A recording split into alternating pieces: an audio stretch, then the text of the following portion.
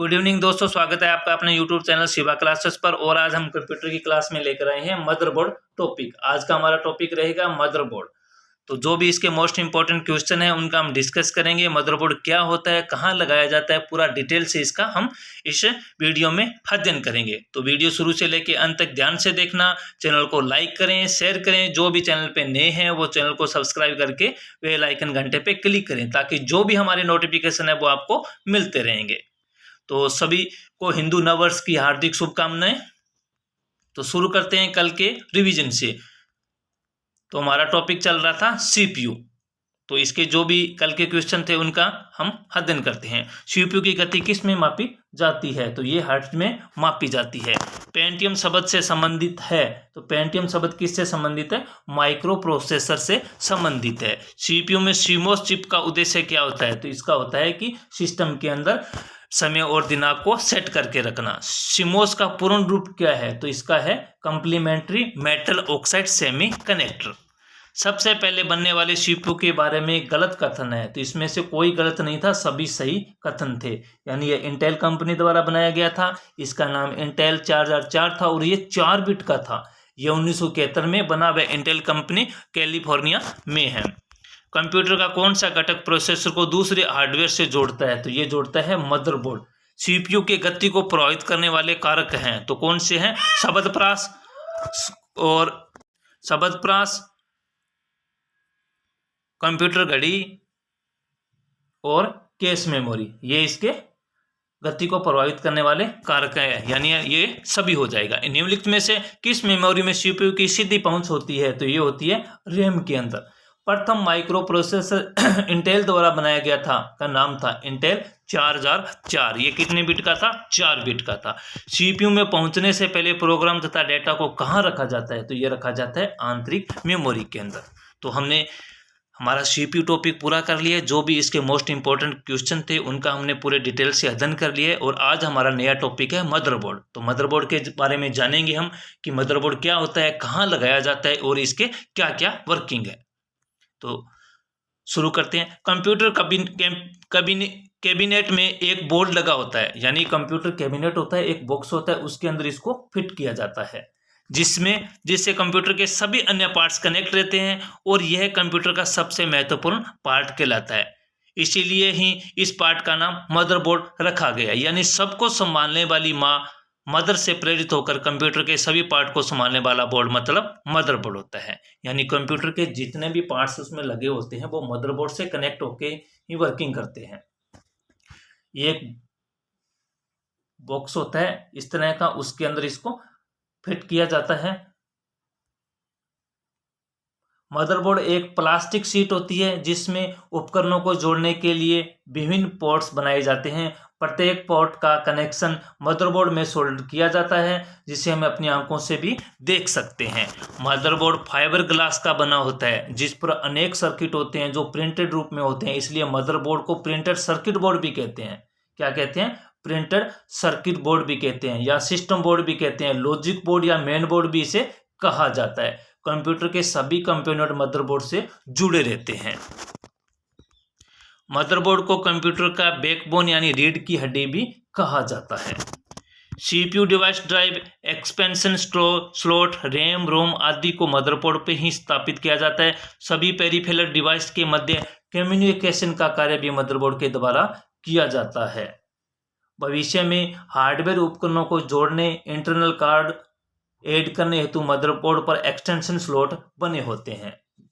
देखो, रैम भी इस पे लगाई जाती है, डिवाइस जो भी होते हैं वो भी लगाया जाता है, सीपीयू भी इसके ऊपर लगाया जाता है। मैंने बताया था ना, मदरबोर्ड के ऊपर ही सीपीयू लगाया जाता है। इस तरह से स्लॉट बने होते हैं, उसके ऊपर फिट किया जाता है। इसी तरह रैम का एक स्लॉट बना होता है, उस पर भी लगाया जाता है। और जो भी कीबोर्ड, माउस और अपने एलसीडी बोलते हैं जिसको, वो भी इसके साथ अटैच की जाती है। इस पे अलग अलग पोर्ट्स बने होते हैं। यानी सभी कंप्यूटर के डिवाइस मदरबोर्ड से कनेक्ट होके ही वर्किंग करते हैं। कंप्यूटर मदरबोर्ड एक प्रिंटेड सर्किट बोर्ड होता है, जिसे logical board, system board, printed wire board और मेन बोर्ड के नाम से भी जाना जाता है। मदरबोर्ड में विभिन्न प्रकार के पोर्ट्स होते हैं, जिनमें कंप्यूटर के अलग अलग उपकरणों को जोड़ा जाता है। तो इसके ऊपर जो भी पोर्ट्स बने होते हैं उनका हम डिटेल से अध्ययन करेंगे। यानी मदरबोर्ड को सप्लाई एसएमपीएस के माध्यम से दी जाती है, डायरेक्ट इसके अंदर आती है 220 वोल्ट, और ये मदरबोर्ड को देता है मैक्सिमम 12 वोल्ट। मदरबोर्ड पे 12 वोल्ट की सप्लाई दी जाती है। ये ऑन होता है, उसके बाद इसके साथ जुड़े हुए पोर्ट जो भी डिवाइस हैं वो वर्किंग करते हैं, यानी इससे कनेक्ट होके ही वो वर्किंग करते हैं। तो सबसे पहला पोर्ट है सीरियल पोर्ट। सीरियल पोर्ट का प्रयोग अतिरिक्त मोडेम और पुराने माउसों को जोड़ने के लिए किया जाता था। ये पोर्ट 9 पिन का या 25 पिन, इन दो मॉडल्स में आते थे। उसके बाद है पैरेलल पोर्ट। पैरेलल पोर्ट, इन पोर्ट्स में स्कैनर्स एंड प्रिंटर को कनेक्ट किया जाता था। ये पोर्ट 25 पिन में होते थे। इन्हें प्रिंटर पोर्ट भी कहा जाता है। उसके बाद आता है PS2 या पोर्ट। इन पोर्ट का आकार गोल होता है। इनके द्वारा माउस और कीबोर्ड को जोड़ा जाता है। आजकल इन पोर्ट का इस्तेमाल बहुत कम हो गया है। यानी मदरबोर्ड के जैसे कैबिनेट के अंदर लगाया जाता है तो सबसे ऊपरी साइड के अंदर 2 ऐसे पोर्ट बने होते हैं जिसके अंदर माउस और कीबोर्ड को जोड़ा जाता था। पहले ये आते थे, लेकिन आजकल के USB कीबोर्ड और माउस आने लगे तो इस पोर्ट का ज़्यादा यूज नहीं किया जाता। अब USB पोर्ट का ज़्यादा यूज किया जाता है। तो USB पोर्ट, USB का पूरा नाम होता है यूनिवर्सल सीरियल बस होता है। USB पोर्ट के द्वारा सभी प्रकार के USB डिवाइस जैसे mouse, keyboard, printer, hard disk आदि कनेक्ट किए जाते हैं। आजकल सबसे ज़्यादा यूज इसी पोर्ट का होता है। इसके बाद आता है VGA पोर्ट, यानी वीडियोग्राफिक एडेप्टर। कंप्यूटर मॉनिटर को जोड़ने के लिए किया जाता है। इसकी बनावट सीरियल पोर्ट के जैसी ही होती है, यानी कंप्यूटर के अंदर डिस्प्ले के लिए जो LCD जोड़ी जाती है वो इस पोर्ट से जोड़ी जाती है।